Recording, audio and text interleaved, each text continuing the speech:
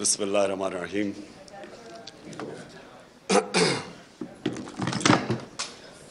ایاک نعبد و ایاک نستعین۔ میں سارے اسپیکرز کو بڑے رسپیکٹفلی آپ سب کو ایڈمائر کرنا چاہتا ہوں۔ میں ایڈمائر اس لیے کرنا چاہتا ہوں کہ میں سمجھتا ہوں کہ آپ جہاد لڑ رہے ہیں۔ جہاد کی ڈیفینیشن کیا ہے؟ ظلم کا مقابلہ کرنا، ناانصافی کے سامنے اپنی آواز بلند کرنا۔ جو ساری انسانی تاریخ آپ اٹھا کے پڑھ لیں تو اس میں ہمیشہ قوموں کی زندگی میں وہ دور آتے ہیں جب انسانوں کو کنٹرول کرنے کی کوشش کی جاتی ہے۔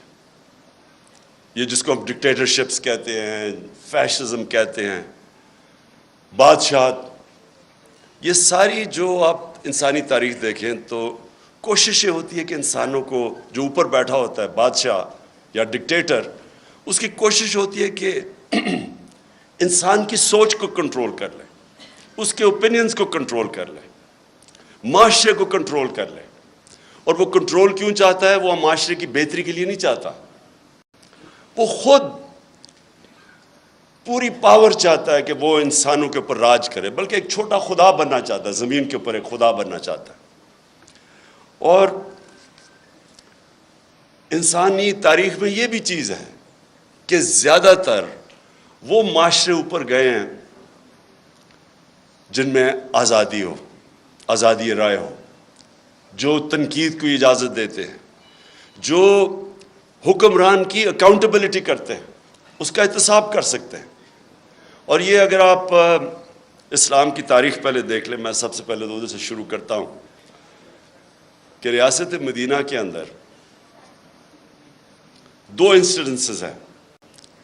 ایک کہ حضرت علی رضی اللہ تعالیٰ ایک یہودی شہری سے کیس ہار جاتے ہیں کیونکہ قاضی ان کی گواہی قبول نہیں کرتا۔ سو اس سے دو چیزیں سامنے آتی ہیں۔ ایک تو مائنورٹیز، اقلیت کی کیا پوزیشن تھی اسلام میں؟ برابر کے شہری تھے۔ اور دوسری یہ کہ عام شہری بھی خلیفہ وقت کے سامنے کھڑا ہو سکتا ہے اور کیس جیت سکتا ہے۔ یہ آج بھی دنیا کے اندر، آپ اگر کہیں بھی دنیا کے کوئی بھی ملک لے لیں، آج بھی یہ نہیں پاسبل۔ سو وہ ایک آزاد معاشرے کے اندر ایک قوم اٹھی تھی۔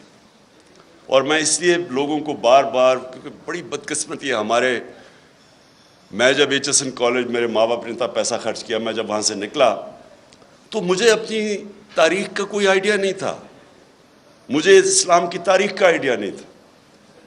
وہ آہستہ آہستہ میری زندگی میں اپنے تجربے سے میں پھر اپنی زندگی ہمیشہ ایویلیویٹ کرتا رہتا ہوں، اپنی تنقید کرتا ہوں، اپنے آپ کو کوشش کرتا ہوں کہ اپنی غلطیوں سے سیکھوں۔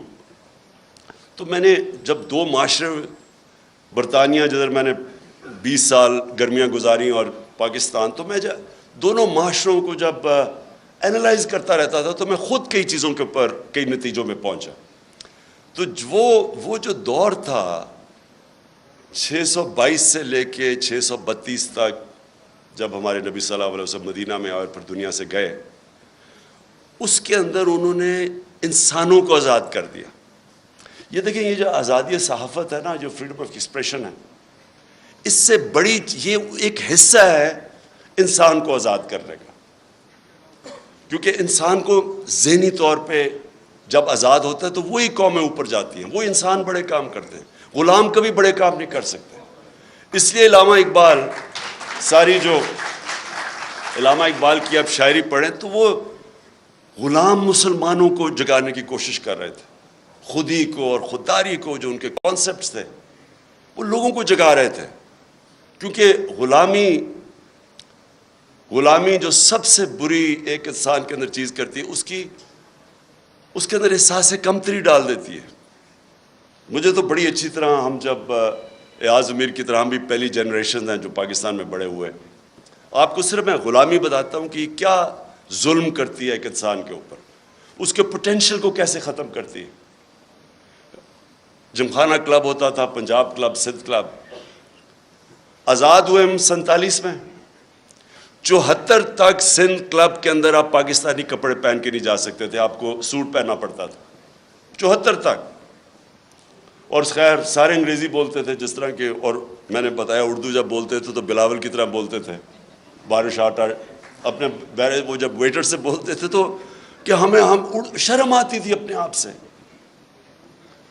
سو یہ غلامی ایک انسان کے ذہن کو ادھر رکھ دیتی ہے کہ وہ اچھا غلام ہی بن سکتا ہے, ہم اچھے سوٹ ہی پہن سکتے ہیں, ہم اچھی انگریزی بول سکتے ہیں.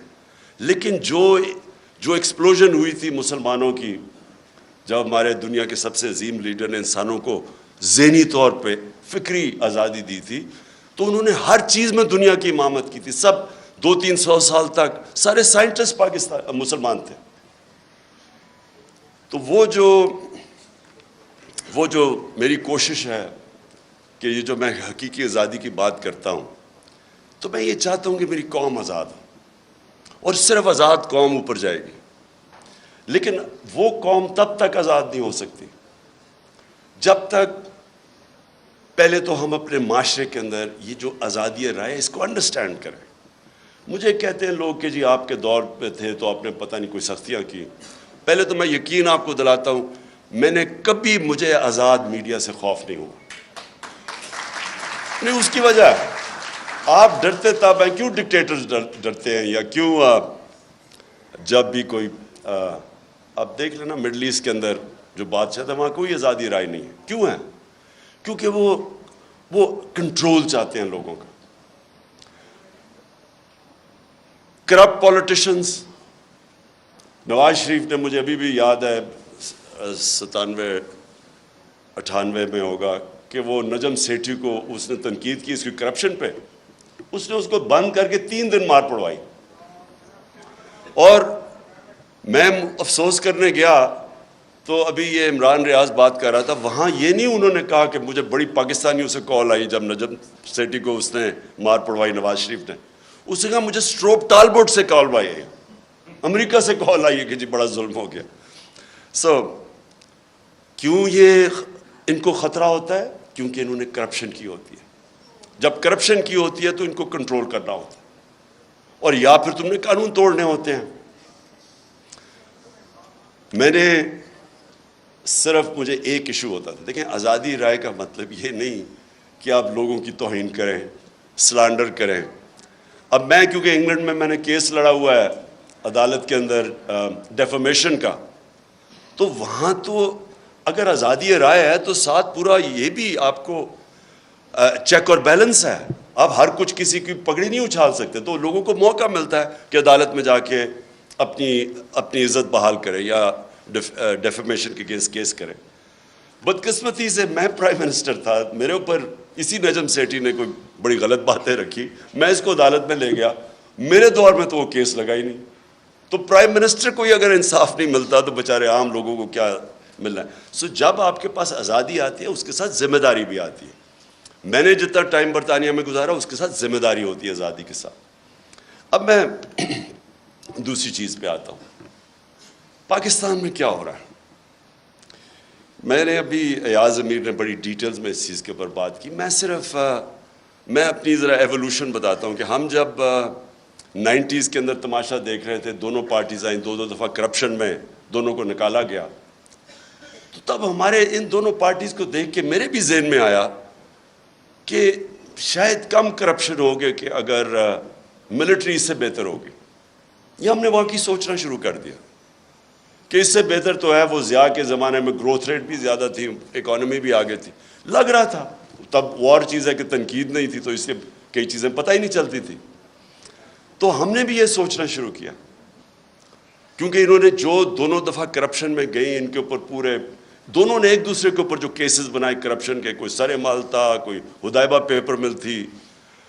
مجھے یاد ہے فاروق لغاری جب وہ کیئر ٹیکر گورنمنٹ آئی 96 میں, تو انہوں نے مجھے پوری فائلیں دی کہ بے نظیر اور زرداری نے $1.5 ارب ملک سے نکالا ہے. میں اب بات کر رہا ہوں 96 کی, اور نواز شریف نے بھی $1.5 بلین ملک سے باہر نکالا. تو میں تو پالیٹکس میں آئی کرپشن کے خلاف تھا. دیکھیں, اور کرپشن جو ہے نا وہ ایک سمٹمز ہے جس ملک کے اندر قانون کی بالادستی نہ ہو. جدھر رول آف لا نہیں ہوتا ادھر کرپشن ہوتی ہے. رول آف لا بھی میں ایکسپلین کر دوں کہ طاقتور کے لیے جب تک آپ قانون کے نیچے نہیں لے کے آتے وہ رول آف لا نہیں ہے, وہ پھر طاقت کی حکمرانی ہے جو جنگل کا قانون ہے. تو میں نے جب دیکھا کہ یہ دو باری لے کے آئے اور دونوں آ کے نواز شریف نے جتنی دیر میں پرائم منسٹر تھا اس سے کم ٹائم میں اس نے 17 فیکٹریاں بنا لی, 3 سال کے اندر 17 فیکٹریاں بنا لی اور گورنمنٹ بینکس سے قرضے لیے. اب یہ جو فرق کیا تھا, میں نے برطانیہ کا سسٹم دیکھا ہوا تھا, ان کی پارلیمنٹ دیکھی ہوئی تھی, ان کے پولیٹیشنز کے اوپر میں نے جو ان کے اوپر چیکس اور بیلنسز ہیں, جو ان کی اخلاقیات ہے وہ میں نے دیکھی ہوئی تھی. تو ہم چاہتے تھے ہمارا بھی ملک آگے بڑھے. انہوں نے آتے ساتھ ہی دونوں پارٹیز نے مل کے سب لگ گئے پیسہ بنانے کے لیے. تو میں آیا تھا کرپشن کے خلاف, اور آپ جب مشرف کا دور آیا تو مجھے یاد ہے جنرل امجد نے فائلیں دکھائی ان کی چوری کے اوپر, بتایا کہ انہوں نے کتنی کرپشن کی ہوئی ہے. اور ہم نے جنرل مشرف کی شروع میں سپورٹ اس لیے کی کہ ہم سمجھے کہ جنرل مشرف واقعی کرپشن ختم کرنے آیا ہے. وہ بعد میں پتہ چلا کہ وہ کرپشن کے نام پہ ہم سارے اس کی سپورٹ کر, وہ بھی پاور کے لیے آیا تھا. اور انہی لوگوں کو پھر این آر او دے دیا اس نے, جبکہ کسی کی رائٹ نہیں ہے کہ آپ پبلک کا پیسہ چوری ہو وہ معاف کر دیں. کرپشن کا مطلب ہوتا ہے پبلک کا پیسہ چوری کا مطلب ہوتا ہے میرا کوئی چوری کرے. کرپشن ہے جو عوام کا پیسہ چوری کرے, تو اس کے پاس تو رائٹ ہی نہیں تھا کہ ان کی چوری معاف کرنا. بہرحال اس کے بعد یہ دو آیا اور انہوں نے جو 10 سال میں کیا. اب جو مجھے چیز سب سے جس پوائنٹ پہ میں آ رہا ہوں, میں ہمیشہ سمجھتا رہا کہ جو ہماری اسٹیبلشمنٹ ہے اس کو زیادہ ملک کی فکر ہوگی اور وہ اس چیز کو ہونے نہیں دیں گے. وہ جب دیکھتے ہیں چوری تو وہ اس کے اوپر ایکٹ کریں گے. کیونکہ مجھے تھرو آؤٹ جب میں یہ سٹرگل کر رہا تھا تو مجھے اسٹیبلشمنٹ کی طرف سے کئی دفعہ مجھے آئی ایس آئی نے مجھے بتاتے تھے ان کی چوری کہ یہ جی فلانے انہوں نے اتنی چوری کی. یہ بھی جو دور تھا ان کا 2008 سے لے کے, تب بھی مجھے وہ مٹیریل جی اسے اتنا چوری کر لیا, وہ چائنا جا کے تو اتنی کک بیکس لے لی. یہ مجھے بتایا کرتے تھے کہ وہ جی اس کا حمزہ یہ سلمان شہباز یہ وہ چائنا پہنچا تھا کک بیکس لینے کے لیے کانٹریکٹس کے اوپر. یہ ساری ان سے مجھے انفارمیشن آئی تھی. اور جب میں پھر پرائم منسٹر بنا تو سارے کیسز سب کو پتا تھا کہ ان کے کیسز کون سے ہیں. اور بدقسمتی سے جو نیب تھی وہ ہمارے کنٹرول میں نہیں تھی. تو مجھے تب بھی سمجھنا ہے کہ کیسز سارے میچور ہیں, کیوں نہیں پکڑے جا رہے ہیں. تو بعد میں پتہ چلا کسی کا شفقت کا ہاتھ تھا, وہ کبھی ایکسیلیٹر دبا دیتے تھے پھر کبھی واپس آ جاتا تھا. ہم جناب دیکھ رہے ہیں تماشا, گالیاں ہمیں پڑ رہی ہیں کہ جی آپ نے وہ کسی کو نیب میں لے کے جاتے تھے تو مجھے گالیاں نکال کے اندر جاتے ہوئے بھی باہر نکلتے ہوئے بھی. لیکن ہمارا ہاتھ میں, میرے ہاتھ میں نیب کدھر تھی. میں تو کہا اگر میرے ہاتھ میں نیب ہوتی تو یہ بڑے آرام سے کم از کم 15-20 لوگوں سے ہم اربوں روپیہ نکال لیتے ان کو جیلوں میں ڈال کے. اچھا اب جناب یہ اپریل میں جو ہوا, میرے ذہن میں جو شوق ہے, چلیں ہم یہ نہیں کسی کو اکیوز کرتے کہ وہ ایک سازش کا حصہ تھی, لیکن میں یہ سوال پوچھتا ہوں اسٹیبلشمنٹ سے کہ آپ نے ان لوگوں کو کیسے ہمارے ملک کے اوپر مسلط ہونے دیا جبکہ آپ خود ہی بتاتے تھے کہ ان کی کتنی چوری ہے. اس کا تو یہ مطلب کہ چوری آپ کے لیے بری چیز نہیں ہے. اور میں اس لیے ایک ملک میں یہ اپنے دور میں نے شروع کر دیا تھا رحمت للعالمین اتھارٹی بنا کے سیرت نبی اپنے بچوں کو پڑھائیں. کیونکہ جو امر بالمعروف ہے وہ ایک معاشرے کا کارنر سٹون ہوتا ہے. ایک معاشرہ جب اچھائی کے ساتھ کھڑا ہوتا ہے اور برائی کے خلاف کھڑا ہوتا ہے تو معاشرہ فائٹ کرتا ہے برائی, کرپشن کو معاشرہ فائٹ کرتا ہے. لیکن جب آپ برائی کو برائی نہ سمجھیں, کرپشن بری چیز ہی نہیں ہے, چوری بری چیز نہیں ہے, تو محنت کون کرے گا آپ کے معاشرے میں؟ اگر آپ نے معاشرہ اپنا تباہ کرنا ہے, آپ کو کوئی ایٹم بم پھینکنے کی ضرورت نہیں ہے, صرف اخلاقیات ختم کر دیں, اچھے برے کی تمیز ختم کر دیں. مولانا رومی کی بڑی فیمس سینگ ہے, اب کسی نے پوچھا مولانا صاحب ایک قوم کیسے مرتی ہے؟ انہوں نے 2 درختوں کا بتایا، ایک بڑا خوشبودار اور ایک بڑا برا درخت. انہوں نے کہا جب ایک قوم ان کے اندر فرق کرنا ختم کر دیتی ہے، اچھے برے کی تمیز ختم کرتی ہے، قوم مر جاتی. اس لیے ہی جو مدینہ کی ریاست تھی وہ امر بالمعروف پہ کھڑی ہوئی تھی. سارے معاشرے کو حکم کیا گیا تھا کہ آپ نے برائی کے خلاف کھڑے ہونا ہے. اب میں نے انگلینڈ کے اندر یہ دیکھا ہے، میں امر بالمعروف پہ وہ چل رہے ہیں. آپ کو میں بتاؤں کہ ان کا ایک بہت بڑا نام تھا لارڈ جیفری آرچر. بڑا مارگریٹ تھیچر کا رائٹ ہینڈ، ان کی پرائم منسٹر کا رائٹ ہینڈ آدمی تھا. جب ان کی ساری سوشل کیلنڈر کے اوپر وہ تھا، اس کی ہمیشہ اس کی اخباروں میں اس کی موومنٹس آتی تھی. اس نے ایک عدالت کے اندر اس نے ایک جھوٹ بول دیا. کیس تھا ڈیفامیشن کا، اس نے جھوٹ بول دیا. آپ سوچیں کہ اتنا طاقتور آدمی، اس نے جھوٹ بولا، 3 سال جیل ڈالا اسے. اور جب وہ جیل سے باہر نکلا، کسی گھر کوئی اسے انوائٹ نہیں کرتا تھا. وہ جو اتنا پاپولر آدمی تھا، اس کو کوئی انوائٹ نہیں کرتا تھا.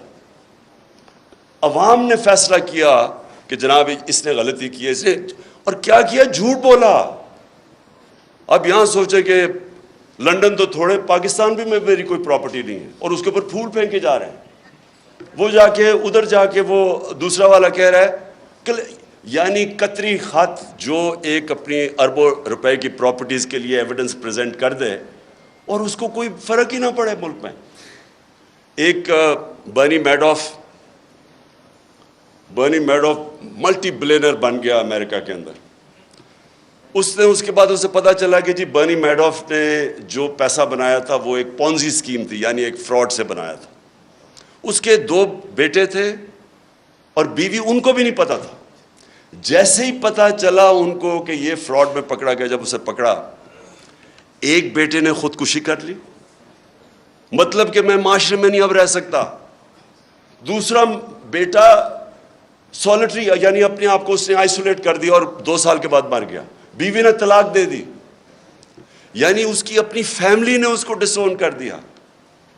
سنگاپور کے اندر 2 لی کوان یو جو سنگاپور کا بڑا اسٹیٹسمن تھا، 2 اس کے وزیروں میں جب کرپشن میں پکڑ گئے خودکشی کر لی. دیکھیں جب معاشرہ کرائم فائٹ کرتا ہے تب کرائم آپ جیتتے ہیں.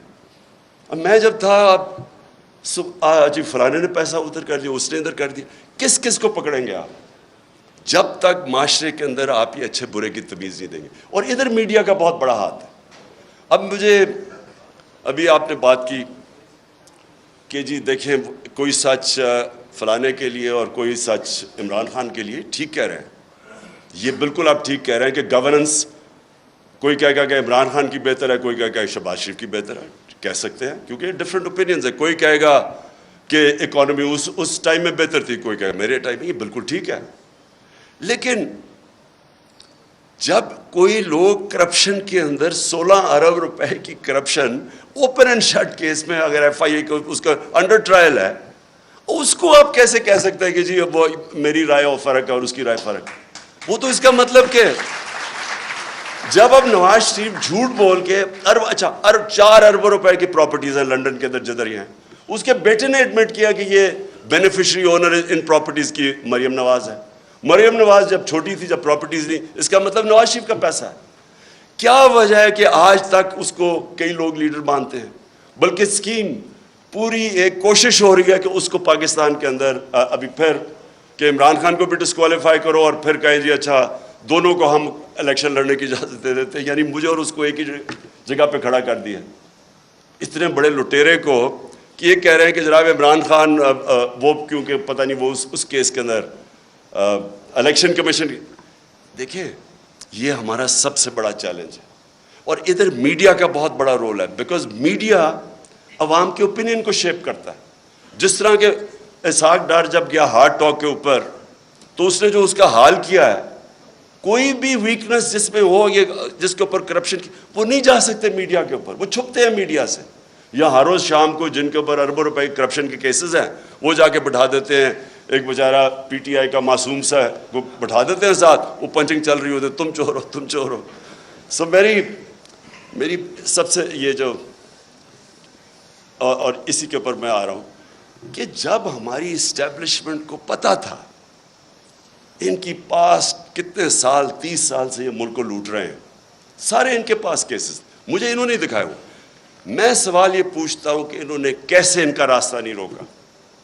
اگر ملک کی فکر ہے تو کیسے آپ ان کو اجازت دے دیتے ہیں؟ ایک تو ہمیں پتہ ہے کہ امریکہ کا انٹرسٹ, امریکہ کی جو پالیسی ہے وہ اپنے انٹرسٹ پروٹیکٹ کرتے ہیں. ان کا ہے کہ جی وہ پاکستان ہمیشہ ایک ٹیلی فون کرو تو جو کام کروانا چاہے یہاں سے کرنے کے لیے تیار ہیں. اس کا یہ نہیں مطلب کہ اگر آج میں کہتا ہوں کہ بیسز نہیں دے رہے, یا میں کہتا ہوں میں نے روس یہ نہیں کہ میں اینٹی امریکن ہوں. میں ان کا اپنا انٹرسٹ ہے, ہمارا کام ہے اپنے لوگوں کے انٹرسٹ پروٹیکٹ کرنا, یہ اینٹی نہیں ہے. لیکن ان کو اتنی عادت پڑی ہوئی ہے یہاں کہ یہ ہاتھ باندھ کے سامنے کھڑے ہو جاتے ہیں. تو یہ مجھے ایشو ہے کہ کیسے ایک باہر سے, ہمیں پتہ ہے ڈونلڈ لو, وہ تو سب کے پاس اس کا جو سائفر تھا وہ تو سب کے پاس ہے, وہ تو آرمی چیف کے پاس بھی گیا تھا, پریزیڈنٹ پاکستان کے پاس بھی گیا, میرے پاس آیا, فورن آفس کے پاس. تو وہ تو ہمارے پاس پتہ تھا کہ وہ ایک انڈر سیکرٹری کہتا ہے کہ عمران خان کو اگر نہیں ہٹاؤ گے تو کانسیکوینسز ہوں گے پاکستان کے لیے. لیکن میں حیران ہوں کہ جب یہ بھی پتہ تھا کہ باہر سے سازش ہے, یہ بھی پتہ تھا کہ ہمارے لوگوں کو پیسے دے کے خریدا جا رہا ہے, اور یہ بھی پتہ تھا کہ چور ریپلیس کرنے والے ہیں جن کے اوپر کرپشن آپ کے دور میں کیسز بنے ہوئے ہیں, پھر کیسے ان کو اس ملک پہ مسلط ہونے دیا؟ کیونکہ اسٹیبلشمنٹ کے پاس پاور ہے, ان کے پاس اس وقت سب سے زیادہ پاور ہے. تو پاور کے ساتھ ذمہ داری آتی ہے. یہ نہیں ہو سکتا کہ پاور آپ کے پاس ہے اور ذمہ داری کسی اور کے پاس ہے. اتھارٹی اور پاور ساتھ ساتھ جاتے ہیں. جب یہ اوپر آئے ہیں تو آپ جتنا مرضی کہیں ہم نیوٹرل ہیں, جو مرضی آپ کہیں ہم نیوٹرل ہیں, تاریخ کے اندر لوگ آپ کو بلیم کریں گے یہ جو ملک کے ساتھ کیا ہے. یہ جو اوپر آ کے اوپر بیٹھے ہیں, تاریخ لکھی جا رہی ہے پاکستان کی کہ کیسے آپ نے ان لوگوں کو ہمارے پر مسلط ہونے, اور جو 4 مہینے میں ہوا ہے پاکستان کے ساتھ, ان 4 مہینے میں جو مہنگائی کے اوپر سپوزٹلی آئے تھے اور آج جو مہنگائی ہے. اور میں آخر میں اب بات کرتا ہوں, اب کوشش کیا کی جا رہی ہے؟ پہلے ان چوروں کو مسلط ہونے دیا, ان کی کوشش یہ تھی کہ اچھا جی وہ ہٹائیں گے, جب یہاں تو گورنمنٹ جب ہٹتی ہے لوگ مٹھائیاں بانٹتے, وہ نہیں ہوا, پبلک نکلا ہی سڑکوں پہ. کبھی پاکستان میں اس طرح پبلک نہیں نکلی. اور اس کے بعد جو 17 جولائی کا بائی الیکشن ہوا وہ ایک اور شوق مل گیا. جب الیکشن کمیشن بھی ملی, انتظامیہ بھی, یہاں بڑا مشکل ہے, یہ تو ایکسپرٹس ہیں دھاندلی کے, تو ادھر بھی جیت گئی تحریک انصاف. 25 مئی کو انہوں نے جو ظلم کیا اس کی کوئی مثال نہیں ہے کہ پاکستان گھروں میں رات کے 3 بجے جا کے عورتیں بچے بات دیکھ رہے ہیں, ان کے اوپر جا کے ان کو ذلیل کیا. دیکھیں آدمی اپنے اوپر تو چلو وہ لے بھی لیتا ہے, لیکن عورتیں بچوں کے رات میں 3-4 لوگ گھر گھسا ہیں تو ان کے اوپر کیا گزری ہوگی. خوف پھیلایا گیا, اس کے باوجود پھر سے اٹھ گئے. اور اب کیا فیز ہے؟ یہ فیز ہے سائیکولوجیکلی اس ملک کو ایسا دبایا جائے کہ ہم بھیڑ بکریوں کی طرح یہ تسلیم کر لیں جو اوپر سیٹ اپ آیا ہوا ہے. اور اس کے لیے ہر حربہ استعمال کیا جا رہا ہے. سوشل میڈیا کے لوگوں کو جس طرح اٹھایا جاتا ہے, کئیوں کو اٹھا کے پھر جس نے کوئی فوج کے خلاف ٹویٹ کی ہو اسے کہتے ہیں, اسے پہلے اٹھا لیتے ہیں, پھر کہتے ہیں اچھا یہ نہیں کہ میرے سے معافی مانگو, کہو کہ یہ عمران خان نے کہا میرے ان کے خلاف ٹویٹ کروا.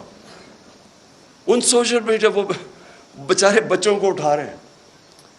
یہاں میڈیا یہ سامنے میرے بیٹھے ہوئے ہیں, میں نے دیکھا کہ ایاز امیر نے بڑی کیئرفلی ایسے ورڈنگ کی کہ انشاءاللہ کپڑے اب نہیں پھٹیں گے اس باری. یہ ان کا فورن آفس کا ایکسپیرنس ہے, ڈپلومیسی. اور سمیع ابراہیم, عمران ریاض, اور مجھے بڑا افسوس ہے کہ ارشد شریف. اب ارشد شریف جب سے میں وہ جانتا ہوں وہ ایک اپنی سوچ کا آدمی ہے, بہت ہی پیٹریوٹک, محب وطن پاکستانی ہے. وہ جو سمجھتا ہے کہ وہ ٹھیک لائن پہ نہ ہے اس کو پڑ جاتا ہے, اور اس لیے اس کو لوگ دیکھتے ہیں کیونکہ ان کو پتہ ہے کہ وہ اس کا سٹانس کدھر ہے. اس جیسے آدمی کو دھمکیاں, گھر میں باہر گاڑیاں کھڑی, اس کو باہر جانا پڑا. صابر شاکر باہر چلا گیا, ARY کو بند کر دیا. ARY کا کیا قصور تھا؟ اگر شہباز گل سے اگر ایک جملہ نکل ہی گیا ہے جو کہ اس کو نہیں کہنا چاہیے تھا, جس کو غلط پرسیو کر سکتے ہیں, اس کے اوپر ARY کو کیسے بند کر دیا؟ وہ ARY کو اس جملے کی وجہ سے نہیں بند کیا گیا. ایسی باتیں کہہ بیٹھے نواز شریف اور مریم اور یہ جو ایاز صادق اور فضل الرحمان کیسی باتیں کہہ گئے فوج کے خلاف. ان کے لیے کبھی ایسی چیز نہیں ہوئی. اس بیچارے سے جو کیا ہے, مجھے تو پہلے 2 دن تو ہمیں پتہ ہی نہیں تھا اس کا. جب ہمارا وکیل مل کے آیا مجھے تو تب پتہ چلا اس بیچارے سے کیا کیا. یعنی کتنا بڑا جرم ہوگا کہ ننگا کر کے اس کو ٹارچر کیا انہوں نے. یعنی ایک انسان کی ڈگنیٹی کہ اس کو پہلے آپ ننگا کریں, پھر اس کو بری طرح اتنی مارا اور انہوں نے اس کے سر کے اوپر بند کر کے پتہ نہیں کہیں پھرایا. مینٹلی اسے اتنا ٹارچر کیا کہ وہ بالکل بریک کر دیا اس کو. اور اسے کلوا کہہ رہے ہیں کہ جی یہ کہو کہ عمران خان نے یہ سینٹنس کہا تھا تمہیں یہ بولنے کا. اس کے پیچھے اس کو بند کیا ہوا اور اس سے جو بیچارہ جو اسے حال کیا, مجھے تو یعنی میرے خیال میں کہ ہمارا معاشرہ ادھر گر رہا ہے, اللہ کرے کہ اسے اور نیچے نہ جائے. مجھے تو شرم آتی ہے یہ کر کیا رہے ہیں, اور کر کیا رہے ہیں وہ ان چوروں کو اوپر مسلط کرنے کے لیے ہمیں ایکسیپٹ کروا رہے ہیں ان کو. سب سے خوفناک چیز یہ ہے, اچھا کوئی بہت بڑا منصوبہ ہو, کوئی پاکستان کی بہتری ہو, چلے جی ہم یہ آپریشن بھی ٹالریٹ کر لیں. یہ چور جو 30 سال سے ملک کو پیسہ چوری کر رہے ہیں, 26 سال میں ان کے اگینسٹ جہاد کر رہا ہوں, ان کو ایکسیپٹ کروانے کے لیے میڈیا کا منہ بند, خوف پھیلا رہے ہیں, لوگوں کو ڈرا رہے ہیں, اور پھر آگے پلاننگ کر رہے ہیں کہ کسی طرح تحریک انصاف ٹوٹ جائے گی. ہمارے لوگوں کو کال کر رہے ہیں, ہمارے MNAs کو کال کر رہے ہیں, ہمارے سینئرز کو اپروچ کر رہے ہیں, خوف پھیلا رہے ہیں ان کے اندر.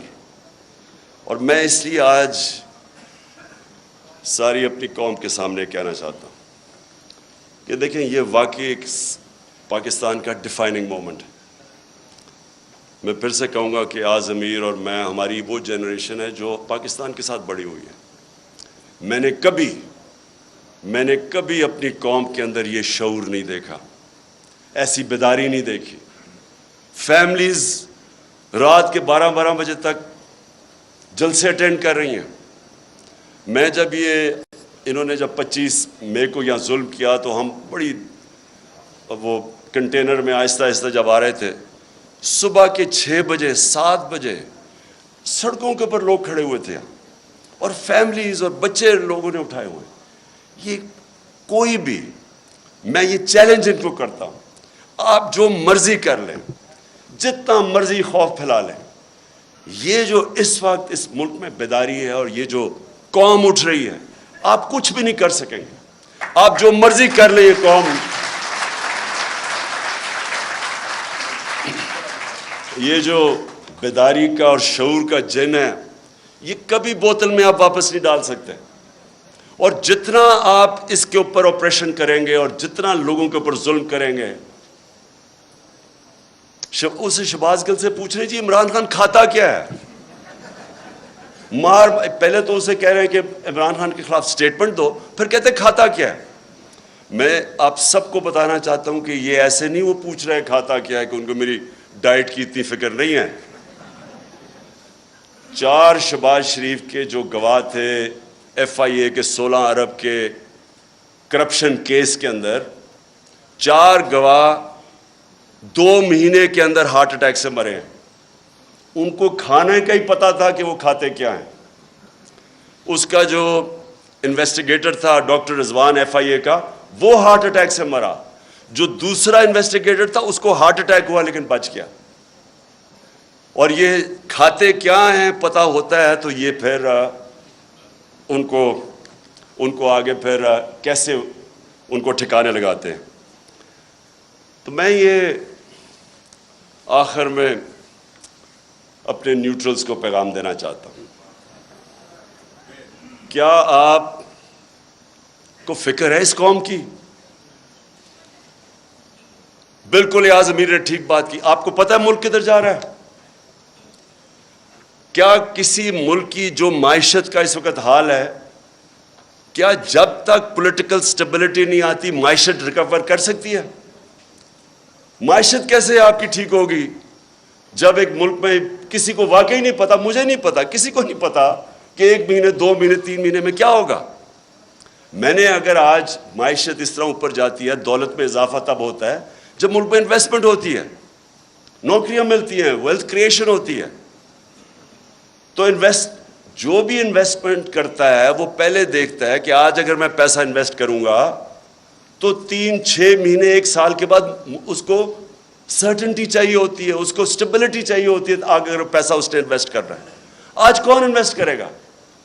اور یہ اگر یہی آپ کا خیال ہے کہ بہت بڑی اچیومنٹ ہو گئی کہ جی وہ ابھی سعودی عربیہ سے پیسہ آ جائے گا اور ادھر سے آ جائے گا پیسہ UAE سے یا چائنا نے، اس سے تو یہ تو کینسر کا علاج ڈسپلن سے کر رہے ہیں آپ.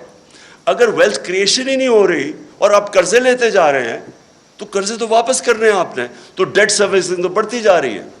ہم جب پہلا سال تھا تو جتنا ہم نے ٹیکس اکٹھا کیا آدھا ٹیکس چلا گیا ڈیٹ سروس، قرضوں پہ سود دینے پہ، تو سارے ملک کے لیے آدھا ٹیکس رہ گیا. سو اس لیے یہ کوئی حل ہے کہ آپ سمجھیں کہ تھوڑے قرضے آ گئے تو چلو تھوڑا اور ملک آگے چل جائے گا؟ حل اس کا یہ ہے پولیٹیکل سٹیبلٹی میں، اور پولیٹیکل سٹیبلٹی صرف آئے گی فری اینڈ فیئر الیکشن سے. اس کے علاوہ صاف اور شفاف، میں آج چیلنج کرتا ہوں، صاف اور شفاف الیکشن کے علاوہ مجھے کوئی بتا دے کہ پاکستان میں سٹیبلٹی کیسے آئے گی. اور پولیٹیکل سٹیبلٹی نہیں آئے گی، اکنامک سٹیبلٹی نہیں آئے گی، اور اکنامک سٹیبلٹی نہیں آئے گی تو یہ ملک تو نیچے جا رہا ہے، قرضے چڑھتے جا رہے ہیں، حل تو کسی کے پاس ہے ہی نہیں. اس لیے میں اپنے نیوٹرل سے آخر میں یہ کہتا ہوں کہ ابھی بھی وقت ہے، ابھی بھی ٹائم ہے، اپنی پالیسیز ریویو کریں. بند کمروں میں کئی دفعہ فیصلے ہوتے ہیں، وہ فیصلے اچھے نہیں ہوتے. آپ کو ریویو کرنے چاہیے اور سوچنا چاہیے کہ ہم نے یہ ملک 22 کروڑ کے لوگ ہیں، ینگ پاپولیشن ہے، 60% آبادی ہماری 30 سال کی عمر سے کم ہے، ان کو نوکریاں چاہیے. اور اگر اس وقت صحیح فیصلے نہیں ہوں گے اور یہ کمپاؤنڈ فیلئر کیا جائے گا کہ انہی لوگوں کے اوپر کوشش کریں گے کہ سختی کر کے آپریشن کر کے کہیں ہم ان چوروں کو ایکسیپٹ کر جائیں. میں اپنی طرف سے تو کہنا چاہتا ہوں ان کے نیچے، میں اگر مجھے کوئی کہنا کہ ان کے نیچے میں نے اب اپنی زندگی گزارنی ہے، میں سمجھوں گا کہ مجھے موت اس سے زیادہ بہتر ہے بجائے ان چوروں کے نیچے میں اپنی زندگی گزاروں. شکریہ.